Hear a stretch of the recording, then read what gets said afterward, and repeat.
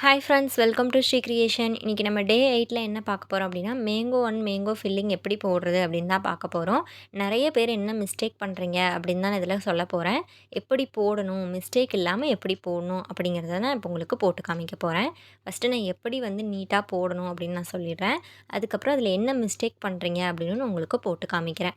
அப்போ தான் உங்களுக்கு அதில் என்ன மிஸ்டேக் பண்ணுறோம் அப்படின்னு தெரியும். நீங்கள் நம்ம கிளாஸில் ஜாயின் பண்ணல அப்படின்னாலும் நீங்கள் யூடியூப் பார்த்தே கற்றுக்குறீங்க அப்படின்னா உங்களுக்கு இந்த மெத்தட் ரொம்பவே யூஸ்ஃபுல்லாக இருக்கும். நீங்கள் நம்ம சேனலை சப்ஸ்கிரைப் பண்ணல அப்படின்னா சப்ஸ்கிரைப் பண்ணிக்கோங்க. இப்போ நம்ம மேங்கோ போடலாம். மேங்கோ நான் போடுறதுக்கு ஒரு எஸ் சிம்பிள் மாதிரி போட்டிருக்கேன். எஸ் போட்டுட்டு இப்போ நான் என்ன பண்ணியிருக்கேன், கீழே உள்ள பகுதிக்கு தான் எனக்கு மூக்கு மாதிரி வரணும். அதனால் கீழே உள்ளதை நான் அகலமாக போட்டிருக்கேன். உங்களுக்கு பார்த்தாவே தெரியும்.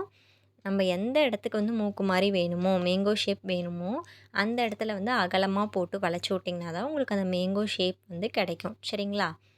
இப்போ அடுத்த மேங்கோ பார்த்தீங்கன்னா, இதுவும் எஸ் போட்டு தான் போடணும். இது 2மே ஈக்குவலா போடணும். அந்த எஸ் 2மே ஈக்குவலா இருக்க மாரி போடணும். இப்போ பார்த்தீங்களா, எஸ் மாரி போட்டுட்டு, இந்த பக்கம் ஒரு யூ மாரி கொண்டு வந்துக்கணும். கீழ்ப்பகுதி கொஞ்சமா யூ மாரி கொண்டு வந்துட்டு, இப்போ நெக்ஸ்ட்டு மேலேருந்து மறுபடியும் கீழே கொண்டு நம்ம ஜாயின் பண்ணணும். இப்போ அந்த மூக்கு பகுதி வளைச்சி விடணும் இல்லைங்களா? அப்படியே வெறும் இதா விட்டா நீட் ஃபினிஷிங் கிடைக்காது. இப்படி வளைச்சி விடும்போது நம்மளுக்கு ஒரு மேங்கோ ஃபினிஷிங்கில் மேங்கோ ஷேப் நீட்டாக கிடச்சிரும். ஓகேங்களா? இந்த மாரி தான் போடணும். சின்ன சின்ன டிப்ஸையும் நீங்கள் ஃபாலோ பண்ணினீங்கன்னா, உங்களுக்கு சரியாக வராத டிசைன் கூட சூப்பராக போடலாம். இப்போ நான் ஒரு லைன் போட்டிருக்கேன். அந்த லைன் போட்டுட்டு ஒரு கர்வ் மாரி போட்டுட்டு, நெக்ஸ்ட்டு மேலே அதை அப்படியே கொண்டு போயிட்டு வளைச்சி விடுறேன். வளைச்சிட்டு ஒரு கொம்பு மாரி வளைச்சிட்டு ஸ்பைரல் மாரி வச்சுக்கோங்களேன். இந்த மாரி வளைச்சிட்டு, அத அப்படியே மேலே இருந்து தான் எப்பயுமே நம்ம கீழே கொண்டு வரணும். அப்போ தான் நமக்கு ஒரு மேங்கோ ஃபினிஷிங் கிடைக்கும். இந்த மாரி மேங்கோ போடணும். இப்போ எப்படி மேங்கோ போடக்கூடாது அப்படின்னு நான் சொல்லிடுறேன். நிறைய ஸ்டூடெண்ட்ஸ் இந்த மிஸ்டேக் பண்ணுறீங்க. இந்த மிஸ்டேக்ஸ்லாம் பார்த்து தான் நான் இதில் கரெக்ஷன் பண்ணுறதுக்காக நான் உங்களுக்கு சொல்லிக் கொடுக்குறேன். இப்போ எஸ் மாதிரி போடுறேன் அப்படின்னு சொல்லிட்டு, இப்போ மேலே உள்ள பார்ட்டை நல்லா நீளமாக இழுத்து விட்டுட்டு, கீழே இருக்கிறது சின்னதாக இருக்குது. நான் என்ன சொல்லியிருக்கேன், அந்த மூக்கு பகுதி பெருசாக இருக்கணும்னு சொல்லியிருக்கேன். ஆனால் இந்த அளவுக்கு பெருசாக போட்டுட்டு, இப்போ கீழேருந்து அப்படியே மேலே இழுத்துட்டு வந்தீங்கன்னா, உங்களுக்கு மேலே இருக்க பார்ட் பாருங்கள், இது மேங்கோ மாதிரியே தெரியல. நீங்கள் எப்படிலாம் போடுறீங்க அப்படின்னு உங்களுக்கே தெரியல. அதுக்காக தான் நான் இதை எக்ஸ்பிளைன் பண்ணிகிட்ருக்கேன். சரிங்களா? உங்களுக்கு புரியல அப்படின்னா வாட்ஸ்அப் குரூப்பில் இருக்க ஸ்டூடெண்ட்ஸ் வாட்ஸ்அப்பில் கேளுங்க. நீங்கள் யூடியூப் பார்த்தே கற்றுக்குறேன் அப்படின்னா நீங்கள் கமெண்ட் பண்ணுங்கள். இப்போ நான் போட்டிருக்க மேங்கோ பாருங்கள். ரொம்ப ஒல்லியாக ஃபஸ்ட்டு கீழ்ப்பகுதி பார்த்திங்கன்னா நல்லா குண்டாக இருக்குது. அதுக்கப்புறம் போக போக அது மேங்கோ மாதிரியே தெரியல. இந்த மாதிரியும் போடக்கூடாது. சரிங்களா? நல்லா யூ மாதிரி அகலமாக வளைவாக இருக்கணும். இப்போ நெக்ஸ்ட்டு நான் இப்போ போடுறேன் பார்த்தீங்களா, இந்த மேங்கோக்கு ஷார்ப் பிளெண்ட் ஆன மாரி இருக்குது. இந்த மாரியும் ஒரு சிலர் போடுறீங்க. இதெல்லாமே அவாய்ட் பண்ணிக்கோங்க. இப்போ உங்களுக்கே ஒரு ஐடியா கிடச்சிருக்கும். நம்மளுக்கு ஏன் மேங்கோ ஷேப் கரெக்டாக வரல அப்படின்ட்டு. இந்த மாதிரி மிஸ்டேக்ஸ்லாம் பண்ணுறனால தான் நமக்கு பெர்ஃபெக்டான மேங்கோ கிடைக்கல. ஓகேங்களா? இப்போ நான் என்ன பண்ணுறேன், ஸ்பைரல் போடுறேன். ஸ்பைரல் போட்டுட்டு அது மேலே ஹம்ஸ் கொடுக்குறேன். ஹம்ஸ் கொடுத்து ஒரு ஃப்ளார் போடுறேன். நெக்ஸ்ட் இதில் என்ன பண்ண போகிறேன், இதுலேயும் ஒரு மேங்கோ தான் போட போகிறேன்.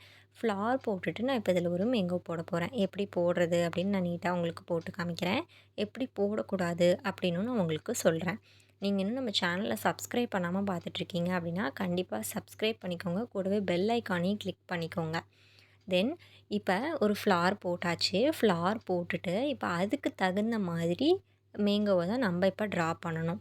இப்போ ஃப்ளார் பெருசாக போட்டுட்டு நம்ம மேங்கோவும் இதில் சின்னது பண்ணக்கூடாது. சின்னதாக போட்டுட்டு மேங்கோவை பெருசும் பண்ணக்கூடாது. சரிங்களா? இப்போ நான் எப்படி போட்டிருக்கேன் அப்படின்னு பாருங்கள். நான் ஃபஸ்ட்டு ஒரு எஸ் மாதிரி போட்டுட்டேன். அதுக்கப்புறமா மேலே இருந்த அந்த மூக்கு பகுதி இருக்குது இல்லைங்களா, அதிலேருந்து தான் நான் கீழே கொண்டு வந்திருக்கேன். ஏன் அப்படி கொண்டு வரேன் அப்படின்னா, அப்படி கொண்டு வந்தால் மட்டும்தான் நமக்கு மேங்கோ ஷேப் ஒரு பெர்ஃபெக்டாக கிடைக்கும். அதனால தான் மேலேருந்து கீழே கொண்டு வந்திருக்கேன். இப்போ நான் எப்படி போடக்கூடாது அப்படின்னு நான் சொல்லிடுறேன். இப்போ சின்னதாக ஒரு ஃப்ளார் போட்டு, இப்போ இதுக்கு தகுந்த மாதிரி மேங்கோ தானே போடணும். இதை விட்டுட்டு நீங்கள் பெரிய மேங்கோ போட்டிங்கனாலும் கண்டிப்பாக நல்லா இருக்காது. இது எல்லாமே அரபிக் டிசைன்ஸில் வரும். நான் உங்களுக்கு ஷேப் சொல்லிக் கொடுக்கும்போது நான் கண்டிப்பாக உங்களுக்கு சொல்லிக் கொடுக்குறேன். இப்போ பெரிய ஃப்ளார் போட்டுட்டு சின்ன சின்ன மேங்கோ போட்டிங்கனாலும் உங்களுக்கு அது சூட் ஆகாது. சரிங்களா? இந்த மாதிரி மிஸ்டேக்ஸ்லாம் அவாய்ட் பண்ணிக்கோங்க. இப்போ மேங்கோ எப்படி ட்ரா பண்ணுறது அப்படின்னு உங்களுக்கு தெரிஞ்சிருக்கும் அப்படின்னு நினைக்கிறேன். ஒரு ஷேப்பாக எப்படி கொண்டு வரது அப்படின்னு உங்களுக்கு சொல்லிக் கொடுத்துட்டேன். இப்போ நான் எப்படி ஃபில்லிங் பண்ணலாம் அப்படின்னு நான் சொல்லிக் கொடுக்குறேன். நான் எப்பயும் சொல்கிறது தான், ஃபில்லிங்க்கு ஒரே மெத்தட் தான். ஆஃபாக டிவைட் பண்ணி போடணும். இல்லை நம்ம பாதி பாதியாக கொஞ்சம் கொஞ்சமாக கூட நம்ம டிவைட் பண்ணி நம்ம போட்டுக்கலாம். இப்போ நான் நார்மலாக ஒரு மேங்கோ வரைஞ்சிட்டேன். இப்ப அத வந்து பாதியா டிவைட் பண்ணிட்டு, நல்லா நீங்க ஃபில்லிங் குடுக்கும்போது நல்லா வந்து கோண வந்து லாங் பிரஸ் பண்ணணும். போல்டா போட்டிங்கன்னா மட்டும் தான் உங்களுக்கு கரெக்ட்டா இருக்கும். நம்ம பேப்பர்ல போடுறனால நமக்கு கரெக்ட்டா இருக்க மாரி இருக்கலாம். ஹேண்ட்ல போடும்போது நல்லா போல்ட் பண்ணி நெறைய கோன் வேஸ்ட் பண்ணாம போட்டிங்கன்னா, உங்களுக்கு அது ஸ்டெயின் ஆகக்குள்ள அ ஒரு இடம் வந்து ஒயிட் கலர்லயும், ஒரு இடம் வந்து நல்லா டார்க்கா செவந்திருக்கும். அப்படி இருக்கும்போது நம்ம கஸ்டமர் கிட்ட வந்து நம்ம ஒருத்தவங்களுக்கு போட்டு விடுறோம் அப்படின்னா, அவங்களுக்கு வந்து சாட்டிஸ்ஃபைடு ஆகாது. இந்த மாரி பழக்கம் வந்து நீங்க பிராக்டிஸ் பண்ணும்போதே நீங்க கொண்டு வந்துட்டீங்கன்னா தான், உங்களுக்கு வந்து கஸ்டமர் ஹேண்ட்ல போடும்போது உங்களுக்கு ஈஸியா இருக்கும். அதே பிராக்டிஸ் வந்து உங்களுக்கு இதில பண்ற பிராக்டிஸ் தான் அதுலயும் வரும். சரிங்களா? இப்ப இந்த மாரி ஃபில்லிங் தான் பண்ணணும். ஒரு இடம் கூட கேப் இல்லாம நீட்டா நல்லா போல்டா பண்ணணும். சரிங்களா? இப்ப எப்படி பண்ணக்கூடாது அப்படின்னு நான் சொல்லிடுறேன். ஒரு மேங்கோ போடுறீங்க. அதில கொண்டு போய் நான் போல்டா பண்றேன், நெறையா கொண்டு வரேன் அப்படின்னு சொல்லிட்டு இந்த மாரி அது கிறுக்குன மாரிலாம் போடக்கூடாது. சரிங்களா? அதெல்லாம் இப்ப நமக்கு நல்லா தான் தெரியும். போடும்போது நமக்கு நல்லா இருக்கே! பரவால்ல, நல்லாயிருக்கு, நீட்டா தான் இருக்கு அப்படின்னு தோணும். ஆனா வந்து ஸ்ட்ரெயின் ஆகும்போது நம்மளுக்கு அது செட் ஆகாது. சரிங்களா? இப்ப நெக்ஸ்ட்டு நான் ஒரு மேங்கோ சொல்லிக் குடுக்குறேன். இது வந்து அரபிக் அரபிக் டிசைன்ல போடுறதுக்காக இந்த மேங்கோ வந்து யூஸ் பண்ணுவாங்க. இப்ப இந்த மாரி ஒரு எஸ் மாரி போட்டுட்டு, அத அப்படியே மேலேருந்து அந்த மூக்குக்கிட்டேருந்து கீழ கொண்டு வந்து, அத அப்படியே ஜாயின் பண்ணுறதுனாலும் பண்ணலாம். இல்ல இதிலேயே வந்து ஒரு லைன்ஸ் போட்டு நம்ம ஃபினிஷ் பண்ணுறதுனாலும் நம்ம பண்ணிடலாம். இப்ப நான் என்ன பண்ண போறேன் அப்படின்னா, ஒரு வி ஷேப்ல போட்டிருக்கேன். வி ஷேப்ல போடும்போது நம்மளுக்கு இது வந்து அரபிக் டிசைன்ல நீங்க நெறைய பார்த்துருப்பீங்க. இது வந்து ஸ்டார்ட்டிங் டிசைனா கூட உங்களுக்கு போடுவாங்க. இந்த மாரியுமே வந்து மேங்கோ போடலாம். இது வந்து நார்மலா நம்ம டிசைன் போடும்போது போடுற மேங்கோ வந்து இது கிடையாது. அரபிக் டிசைன்ல இது வந்து நெறையாவே யூஸ் பண்ணுவாங்க. இதில வந்து நெறைய ஃபில்லிங்ஸ் குடுக்கலாம், ஹம்ஸ் குடுக்கலாம். இந்த மாரி நம்மளோட கிரியேட்டிவிட்டிக்கு தகுந்த மாரி நம்ம என்ன வேணா பண்ணலாம்.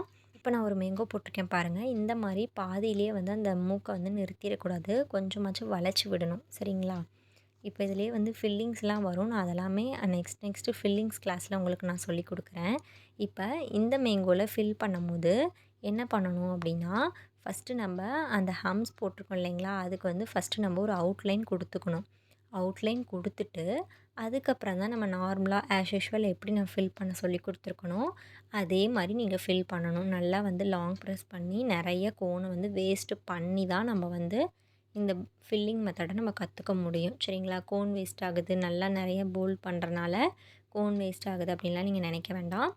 கோன் நீங்க வேஸ்ட் பண்ணுனா மட்டும் தான் உங்களால ஒரு ப்ரொஃபஷ்னலா மெஹந்தி ஆர்டிஸ்ட் ஆக முடியும். நல்லா பெர்ஃபெக்ட்டான டிசைன்ஸுமே நீட்டா கொண்டு வர முடியும்.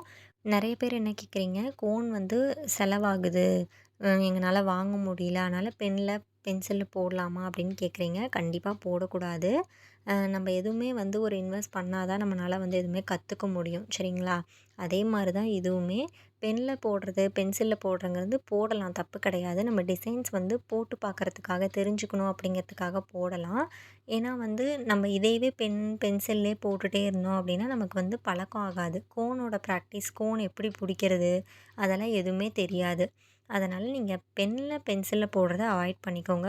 உங்களுக்கு நம்ம கிளாஸ் புடிச்சிருக்கும் அப்படின்னு நெனைக்கிறேன். புடிச்சிருந்தா கண்டிப்பா சப்ஸ்கிரைப் பண்ணிக்கோங்க. என்னோட டிசைன்ஸ்லாம் பார்க்கணும், ஸ்டூடெண்ட்டோட டிசைன்ஸ்லாம் பார்க்கணும் அப்படின்னா, டிஸ்கிரிப்ஷன்ல Instagram லிங்க் குடுக்குறேன். அதில போய் செக் பண்ணி பாருங்க. புடிச்சிருந்தா ஃபாலோ பண்ணிக்கோங்க. இப்ப இந்த ஃப்ளாருக்கு வந்து சைட்ல போல்ட் குடுத்து முடிச்சிரலாம். உங்களுக்கு இந்த கிளாஸ் புரிஞ்சிருக்கும்னு நெனைக்கிறேன். Thank you.